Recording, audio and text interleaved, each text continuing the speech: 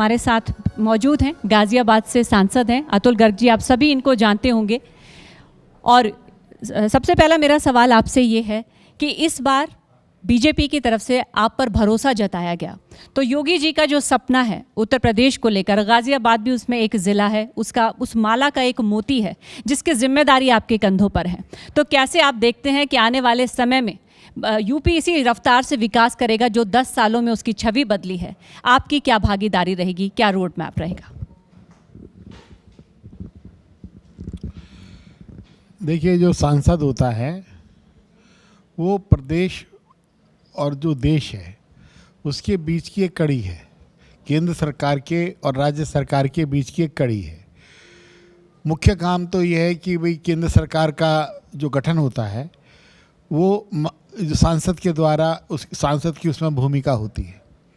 लेकिन अगर राज्य सरकार को कोई कम्युनिकेशन में या ख़ास तौर से जो संसदीय क्षेत्र है उसमें केंद्र सरकार की अगर किसी सहायता की ज़रूरत है या किसी ध्यान दिलाने की ज़रूरत है तो वो भूमिका हमारी है।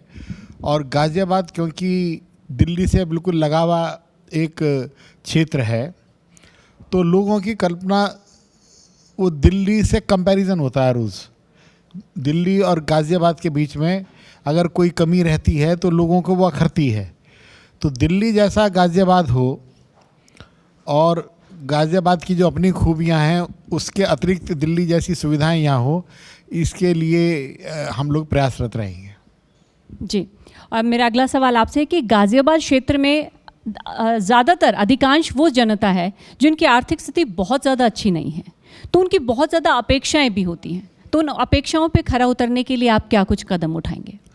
मैं बहुत ज़्यादा सहमत तो नहीं हूँ इस बात से कि भाई कि बहुत ज़्यादा कोई फ़र्क है कि भाई आर्थिक स्थितियों में हर जगह 2-3 तरह के वर्ग हैं। चाहे सर, दिल्ली आंकड़े ये कहते हैं। चलिए, आपका वो ठीक होगा क्योंकि गाज़ियाबाद का जो अर्बन डेवलपमेंट है अगर उसके अंदर अगर आप गौर करें, चाहे इंदिरापुरम हो, वैशाली हो, कौशाम्बी हो, सूर्यनगर हो, राजेंद्र नगर हो, कवि नगर हो, गाज़ियाबाद हो, तो हर तरह के लोग वहाँ रहते हैं। उसके अलावा ग्रामीण क्षेत्र के जो लोग हैं उसके अंदर भी 2 क्लासेस हैं। एक तो वहाँ रहने वाली तो है ही, सभी लोग रहते हैं। एक सेवा क्षेत्र के लोग हैं, एक व्यापारिक क्षेत्र के लोग हैं, किसान क्षेत्र के लोग हैं। तो जो अपेक्षाएं हैं वो ये है कि भाई यहाँ पर जो मेट्रो का विस्तार हो। तो आज हमारी दिशा की बैठक थी तो मैंने यहाँ पर जो मेट्रो के जो चेयरमैन हैं जो उत्तर प्रदेश को देखते हैं तो उनसे भी मेरी बातचीत हुई। तो आज भी हमने ये विचार बनाया आज की बैठक में ही, सुनील शर्मा जी भी उसमें उपस्थित थे हमारे, कि इंदिरापुरम और नोएडा दोनों को कनेक्ट करने के लिए जो मेट्रो का अभी से ही प्लान तैयार हो।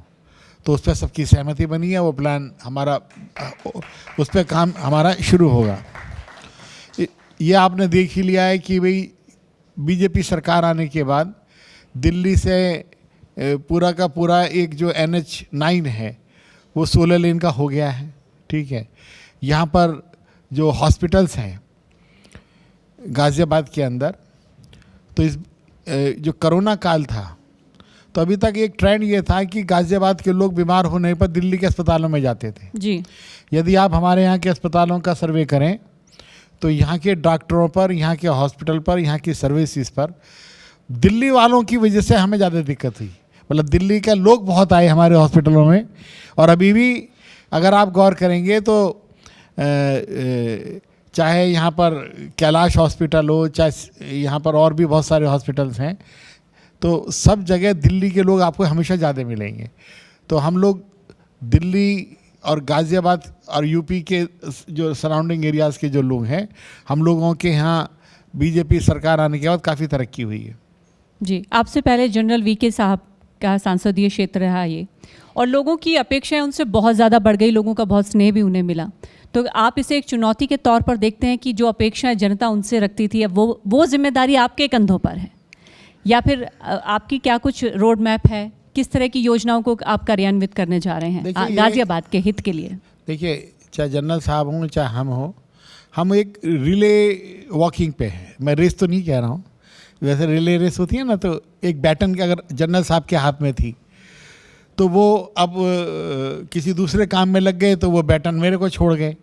ऐसा उनका और हमारे बीच के अंदर कोई चुनौतियों में फ़र्क नहीं है। उनकी हमारी एक ही बात है, हम एक ही टीम के सदस्य हैं।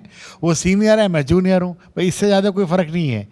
और आप इस बात से निश्चिंत रहें कि गाज़ियाबाद के अंदर जितने भी अधूरे काम हैं वो भी पूरे होंगे और जो नई नई चुनौतियाँ उनको भी पूरा करेंगे। मसलन गाज़ियाबाद एयरपोर्ट से फ़्लाइटें उड़नी है तो जीएमआर ने वहाँ स्टे ले लिया कोर्ट से कि भाई जब तक आप फर्स्ट राइट ऑफ रिफ्यूज़ल जो है मेरे को देखना है 100 किलोमीटर के एरिया के अंदर।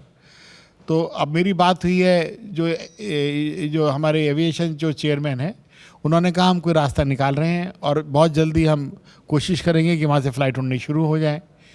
इसी प्रकार से सेंट्रल गवर्नमेंट और स्टेट गवर्नमेंट के बीच में एक अंडरस्टैंडिंग बनी है कि गाज़ियाबाद में भी एक एम्स बनाया जाए गाज़ियाबाद के अंदर, और बहुत जल्दी उसका उद्घाटन, उसका शिलान्यास होने वाला है। तो ये जो प्रगति की दौड़ है, ये जब से मोदी की सरकार आई है और या योगी की सरकार आई है, ये निरंतर आगे बढ़ रही है और बढ़ती रहेगी। जी, ये तो एक उपलब्धि है गाज़ियाबाद के लिए कि आने वाले समय में वहाँ पर एम्स के लिए पूरी तरह से तैयारियां की जा रही हैं। इसके लिए आप सांसद साहब का तालियों से धन्यवाद कर सकते हैं। एक इंटरनेशनल स्टेडियम भी बनने जा रहा है। एक और जानकारी जी भारत के मंच से हमारे साथ साझा और हुई। काम शुरू हो चुका है रेलवे स्टेशन का। हम लोग दिल्ली वालों को बहुत जल्दी ये कहने वाले हैं कि अब आप लोग हमारे यहाँ से ट्रेनें लें, बहुत जल्दी हमारा बड़ा स्टेशन बना है। जी, तो एक मिसाल बनने जा रहा है गाज़ियाबाद। पहले दिल्ली की तरफ भागते थे लोग और अब दिल्ली से गाज़ियाबाद लोग आ रहे हैं। दोनों एक ही बात है। मतलब अगर बाउंड्री लॉ के बीच में ये तय, अगर ये ना किया कहा जाए कि ये यूपी है, ये दिल्ली है, तो हम लोग एक ही हो जाएंगे। जैसे शाहदरा दिल्ली एक हो गया ना, किसी ज़माने में आप लोगों को शायद जानकारी नहीं होगी, शाहदरा भी यूपी का हिस्सा था जी। बहुत पहले वो ट्रांसफ़र हो गया दिल्ली को। तो ऐसे ही ये गाज़ियाबाद होगा। एक गाज़ियाबाद दिल्ली का एक सहयोगी नगर के रूप में उभरेगा। जी, तो हम ये कह सकते हैं कि राजधानी से अगर लोग रुख कर रहे हैं गाज़ियाबाद का, तो ये उसके विकास की तस्वीर को ही दर्शाता है। एक सवाल मेरा आपसे और है कि अक्सर खबरों में ये आता है कि गाज़ियाबाद की जनता को, मैं थोड़ा सा एक सवाल आपसे करना चाहूँगी, तीखा सवाल, हल्का सा करना। जी, जाम से बहुत जूझ रहे हैं, थोड़ा सा ट्रैफिक की वहाँ पर समस्याएं बहुत ज़्यादा होती हैं, तो क्या इसको लेकर भी किसी तरह की योजना है? जैसे आपने एम्स को लेकर हमारे साथ साझा की, इस तरह की कोई योजना, कोई पाइपलाइन में कोई योजना है? ये कुछ ऐसी चीज़ें हैं कि फ़र्ज़ कीजिए 40-50 साल पहले, 60 साल पहले, 70 साल पहले कोई चीज़ की कल्पना की गई, तब ये नहीं पता था कि किसी ज़माने में गाड़ियाँ बहुत होंगी। आपके यहाँ, मैं यहाँ आया हूँ, मेरे को 10 मिनट जाम से मुझे भी जूझना पड़ा। अगर सांसद साहब को भी जाम से जूझना पड़ रहा है, आपके यहाँ भी। लेकिन मैं करीब 30-40 साल पहले आया था मारवा स्टूडियो देखने के लिए जी। 25-30 साल पहले मेरे भी मन था कि गाज़ियाबाद में इस तरह का खोला जाए। तो तब यहाँ पर बहुत शांति थी, तब यहाँ पर आने में हमें दिक्कत नहीं थी, बल्कि कोई रेस्टोरेंट भी नहीं था कि ढंग का यहाँ खाना खा लें, ठीक है। लेकिन आज, तब ये कल्पना नहीं थी कि इतनी गाड़ियाँ आ जाएंगी, तब ये कल्पना नहीं थी कि भाई GTV नाम की कोई बहुत बड़ी संस्था आएगी और वो एकदम पूरे भारत पे छा जाएगी, ठीक है। ये हम उसके अंदर सैकड़ों हज़ारों लोगों का स्टाफ होगा और इतने लोग यहाँ पर साबित होंगे। लेकिन अभी ऐसा हो गया, तो उसको तो ठीक करा नहीं जा सकता। अब चांदनी चौक को बड़ा नहीं करा जा सकता, खारी बावली को बड़ा नहीं करा जा सकता, लेकिन जो आगे आने वाले कॉलोनियाँ हैं उनके अंदर मुझे लगता है जो डेवलपर्स हैं, जो हमारे नियोजक हैं, वो इसका ध्यान रखेंगे। तो इंफ्रास्ट्रक्चर डेवलपमेंट के लिए जितना हो सकता में भी काम हो रहा है। देखिए, मेट्रो चलाएंगे, RRT चलाएंगे, लोगों को भी समझाएंगे, ठीक है, लेकिन इन गलियों को चौड़ा नहीं किया जा सकता, तो ये संभव ही नहीं है। और हम लोग भारतीय लोग, एक अजीब सी अच्छी बात है कि भीड़ को ज़्यादा पसंद करते हैं। यदि कोई नई कॉलोनी थोड़ा दूर बनेगी तो वो कहेंगे कि नहीं, यहाँ का कोई फ़ायदा नहीं है। अच्छा, शॉपिंग भी उसी दुकान पे जाएंगे जहाँ सब जाते हैं, जहाँ पे सभी। अभी भी जलेबी खाने लोग चांदनी चौक ही जाएंगे। बिल्कुल सही कह रहे हैं। अरे भाई तो हम तो एक स्वभाव भी है हम लोगों का, तो इसमें जो कुछ अच्छा से अच्छा हो सकता है वो होगा, लेकिन जो नया डेवलपमेंट होगा वो पहले से बेहतर होगा। जी, इस बार सांसदों को बहुत चुना गया है, बड़ी ही तरीके से पूरी उनके बारे में छानबीन करके उनके रिकॉर्ड को खंगाल के, तो मोदी जी ने आप पर भी भरोसा जताया है। देश के विकास की अगर हम बात करें तो आप गाज़ियाबाद का प्रतिनिधित्व कर रहे हैं, इसकी जिम्मेदारी आपके कंधों पर है। तो मैं ये जानना चाहूँगी कि देश के जिस विकास का लक्ष्य लेकर वो चल रहे हैं, 5 ट्रिलियन इकोनॉमी की बात वो कर रहे हैं डॉलर की, तो इस विजन को किस तरह से साकार किया जा सकता है? देखिए, सभी लोग प्रयास कर रहे हैं, सभी लोग भारत को एक डेवलप्ड कंट्री के रूप में देखना चाहते हैं। और पिछली बार के जो रिजल्ट्स हैं, पिछले 2 बार के 10 साल के, मेरे को अच्छी तरह याद है कि जब 2014 में मैं चुनाव अभियान में जनरल वीके सिंह का चुनाव संयोजक में ही था, तो हम अपने भाषण में ये बोलते थे कि भाई 15 लाख करोड़ की हमारी बजट है और बहुत जल्दी हम 25 लाख करोड़ पे पहुंच जाएंगे। लेकिन 10 साल के अंदर अब जो बजट आया 11वें साल, वो 45 लाख करोड़ का आया, 45 लाख करोड़ का आया। तो ये जो स्पीड है, ईश्वर ना करे किसी की नज़र लगे, क्योंकि बहुत सारे लोग इस समय देश को भड़काने में लगे हुए हैं। किसकी तरफ इशारा है आपका? इशारा नहीं, मैं साफ साफ कह रहा हूँ कि जो लोग ये कंपैरिजन नहीं कर सकते हैं कि हमारे कार्यकाल में क्या हुआ लोकसभा के अंदर और अब ये हो रहा है, फैसला ये होना चाहिए, डिस्कशन ये होना चाहिए हमेशा राजनीति के अंदर भी और आप लोगों के द्वारा भी, कि जब तुम्हारा वक्त था तो आपके टाइम पर क्या था और जब दूसरे लोग आए तो क्या था, उसका कंपैरिजन होना चाहिए। कितनी सड़कें आपने बनाई, कितनी रेलवे लाइन आपने बनाई, कितने डिफेंस सेक्टर के अंदर आप गए, कितने हॉस्पिटल आपने बनाए, कितने डॉक्टर को आपने प्रोड्यूस करा 70 सालों में, 10 सालों में क्या हुआ, उसका कंपैरिजन होना चाहिए। हो क्या रहा है? हर सेगमेंट को ये कहा जा रहा है कि तुम्हारी अनदेखी हो रही है और तुम्हारे साथ बुरा व्यवहार हो रहा है, अमेरिका जाकर, तो एक भड़काने की बात हो रही है। इस समय फेयर कंपटीशन नहीं है, इस समय सैबोटाइज करने की बातचीत चल रही है। लेकिन देश की जनता मोदी के साथ है और हम इसी गति से आगे बढ़ते रहेंगे, ये हमें पता है। और अगर 2014 से पहले के भारत की मैं बात करूं और अब के बात की, आपका भी एक लंबा राजनीतिक सफ़र रहा है, लंबा अनुभव रहा है, तो अगर मैं आपसे पूछना चाहूं कि 2014 के भारत को आप किस तरह से देखते हैं और अब क्या तब्दीलियां आप देखते हैं जो विकास के राह में अग्रणी रखने के लिए ज़रूरी हैं? एक बहुत बड़ा फ़र्क है, सत्ता में कैसे रहें इस बात पर पूरा फोकस। दूसरा क्या कह रहा है कि सत्ता हमारे को केवल इसलिए चाहिए क्योंकि हमें भारत को पूरी दुनिया में सबसे आगे ले जाना है, भारत को उसका अधिकार दिलाना है, भारत को एक विकसित राष्ट्र बनाना है। उस एक मकसद के साथ सत्ता में रहने की बात है और एक आदमी को अब मकसद ही से केवल सत्ता में रहना है। तो ये ज़मीन आसमान का फ़र्क है, लोगों को ये शायद समझ में आ रहा है। सत्ता की लोलुपता आप उधर देख रहे हैं? लोलुपता वर्ड तो मैं नहीं कहता, मकसद की बात करता हूँ कि सत्ता की देखो कि आवश्यकता तो उसको भी है जो विकास करना चाह रहा है, लेकिन मकसद क्या है? एक तो पूरी राजनीति इस बात पर आधारित है कि हम सत्ता में कैसे आएँ, हम लोगों को कैसे भड़काएं, कैसे वोट लें, कैसे उनको ये कहें कि तुम्हारे साथ बुरा हो रहा है। और एक ये है कि हमें सत्ता में इसलिए रहना है क्योंकि हम जो है भारत के अंदर इतना ताकतवर बनना चाहते हैं कि चाहे अमेरिका का राष्ट्रपति हो, चाहे ऑस्ट्रेलिया का लीडर हो, जर्मन हो, फ्रांस हो, जापान हो, रशिया हो, ये बड़े बड़े जो देश कभी भारत को कुछ समझते नहीं थे और आज हमारे प्राइम मिनिस्टर को हसरतों से देखते हैं। ये 10 साल का फ़र्क है और ये अभी हम और भी साबित होने वाला है। जी, इस बीच हमारे दर्शक भी सांसद महोदय से कोई सवाल करना चाहें तो वो भी पूछ सकते हैं। और इस बीच मेरा लेकिन एक सवाल, अतुल जी आपसे एक सवाल और है मेरा। सर मेरा सवाल ये है कि देखिए बीजेपी पर खासतौर से गाज़ियाबाद की मैं बात करूँ तो जनता को इतना भरोसा है कि एंटी इनकम्बेंसी फैक्टर भी काम नहीं करा इस बार के इलेक्शन से पहले।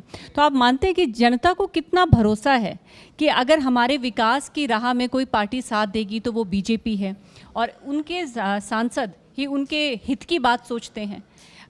और अब थोड़ी बहुत अगर नाराज़गी देखी जाए, उन सबको दरकिनार करते हुए, लोगों की नाराज़गी को दूर करते हुए आप किस तरह से पूरे कार्यकाल में यूपी के विकास के दृष्टि से गाज़ियाबाद को आगे ले जाएंगे? देखिए, आगे ले जाने के लिए हम असिस्ट करते हैं, हम कनेक्ट करते हैं, हम आगे ले जाने के इंजन नहीं है। इंजन तो हमारे यहाँ एक ही है राष्ट्र के अंदर, नरेंद्र मोदी। हम उसके अंदर कनेक्टिविटी का काम करते हैं, हम उसके अंदर असिस्टेंस का काम करते हैं। अभी आपने कहा इनकम्पेंसी, अगर कोई अच्छा ही काम करे जा रहा है तो इनकम्पेंसी क्यों होगी मैडम? जब हम अच्छा काम कर रहे हैं तो इनकम्पेंसी क्यों होगी?